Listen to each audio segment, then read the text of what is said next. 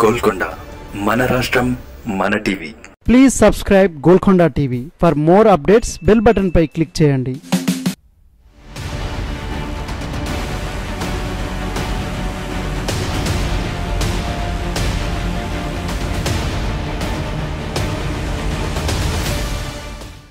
త్వరలో జరగబోయే పార్లమెంటు ఎన్నికల్లో దేశవ్యాప్తంగా మరోసారి తమ సత్తా చాటుకోవాలని చూస్తున్నారు బీజేపీ అగ్రనేతలు.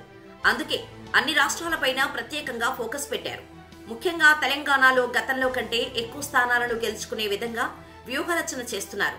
గత ఎన్నికల్లో 4 పార్లమెంటు స్థానాలను బీజేపీ గెలుచుకుంది. ఆదిలాబాద్, సికింద్రాబాద్, నిజామాబాద్, కరీంనగర్ పార్లమెంటు నియోజకవర్గాలే కాకుండా 5-6 స్థానాల్లో అయినా అదనంగా గెలుచుకోవాలనే పట్టుదలతో ఉంది. దీనికి అనుగుణంగానే బీజేపీ అగ్రనేతలు మొదలుపెట్టారు. వరంగల్, మహబూబ్ నగర్, పెద్దపల్లి, మల్కాజ్గిరి, మహబూబాబాద్ స్థానాల్లో ఈసారి బీజేపీ జెండా ఎగురవేయాలని చూస్తున్నారు. ఈ స్థానాల్లో తమకు అనుకూల పరిస్థితులు ఉన్నాయని కమలనాథులు అంచనా వేస్తున్నారు. ఇప్పటికే ఈ నియోజకవర్గాల్లో బీజేపీ సర్వేలు చేయించినట్టు సమాచారం. ముఖ్యంగా మాదిగా, ఆదివాసీల సామాజిక వర్గం ఓట్లు ఎక్కువగా ఉన్న ప్రాంతాల్లో బీజేపీకి అనుకూలత ఎక్కువగా ఉంటుందని బీజేపీ నేతలు అంచనా వేస్తున్నారు. బలమైన అభ్యర్థులను పోటీకి దింపేందుకు రంగం సిద్ధం చేస్తున్నారు. ఇప్పటికే అనేక సర్వేలు నిర్వహించిన బీజేపీ త్వరలోనే అభ్యర్థుల జాబితాను ప్రకటించేందుకు సిద్ధమవుతోంది. త్వరలోనే బీజేపీ అగ్రనేతలు కొంతమంది తెలంగాణలో ఎన్నికల ప్రచారం నిర్వహించేందుకు రూట్ మ్యాప్ను సిద్ధం చేసుకుంటున్నారు.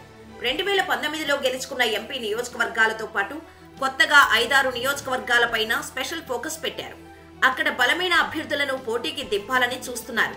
బీజేపీలో సరైన అభ్యర్థులు లేకపోతే ఇతర పార్టీలలోని కీలక నేతలను ఆయన పార్టీలో చేర్చుకుని ఎంపీ టికెట్ ఇవ్వాలని, ఏదో రకంగా 10 స్థానాలపై తెలంగాణలో గెలుచుకోవాలని చూస్తున్నారు.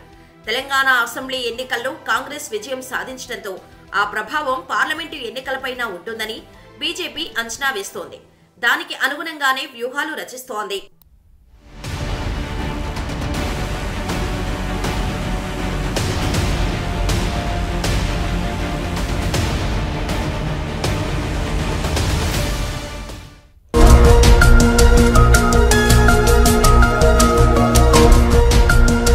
సత్యాలు చెప్పడానికి సాహసం కావాలి.